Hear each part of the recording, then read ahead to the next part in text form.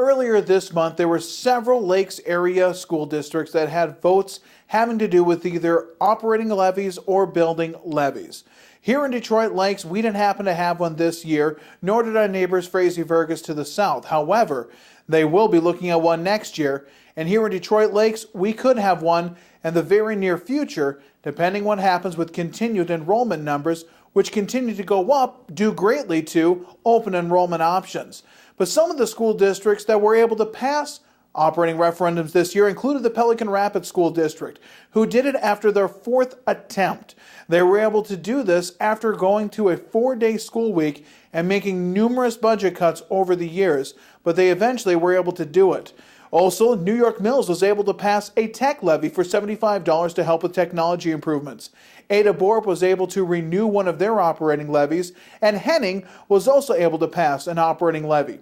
Two area school districts who were unsuccessful in passing any form of an operating levy included the Perm-Dent School District and the Battle Lake School District. Battle Lake was asking for a $975 per pupil operating referendum. It was the second highest one in the state, so it's not too difficult to imagine why that one might have passed. And I don't know all the nuances behind the Battle Lake School District issues. But in Perm-Dent, they're looking at about a $947,000 cut because their operating referendum was unable to pass.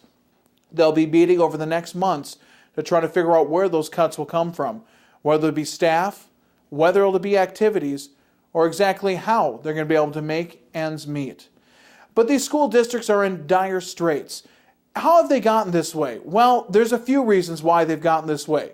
Most school districts spend almost 80% of their entire budget on staff. They'll tell you they're a people-person business. And the people and the teachers are very important to the community, and they do need to be paid. However, when that much is going to staff, how can we constantly give union raises every 2-4 years or as often as they're asked for? It's something that we have to definitely look at.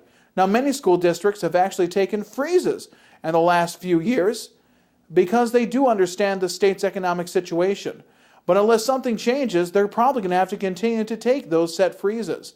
And it doesn't help when the state of Minnesota is holding back 40% of the funds for those particular districts. But why are we having all these operating levies, all these operating referendums? Something we didn't have until about 2000.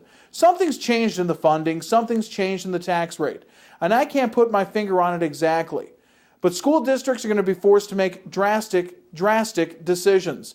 Some of those could be cutting all athletics, something Park Rapids threatened to do a few years ago before their school district's operating referendum was passed. But doesn't that get kind of tedious? Having to threaten the community with losing some of the great things that bring them together, such as activities in athletics, if they don't get their money they need? I don't mind paying operating levies. I don't mind paying them if I know the money's going for the kids. We need to upgrade our textbooks. We need to make sure technology is adequate within schools. Do you think technology is going to be used more in the future or less? I don't want to be passing operating referendums to pay administrators' salaries. That is one thing I do not want to see them go to. We'll see in the future how this plays out in the next year. As I mentioned, next year, Frazee-Vergus will have a definite operating referendum issue on its hand, or they'll be in the same situation that Perm is. In fact, that's what schools need to do right now. Look what's going to happen in Perm. Look at the very, very tough decisions the Perm-Dent School District is going to have to make. We've already seen an inkling of one with an incident over sex education in the Perm District, over some parents being very unhappy with some of the curriculum taught to students. Well, the curriculum changed this year because of budget cuts from what they used to be teaching the kids.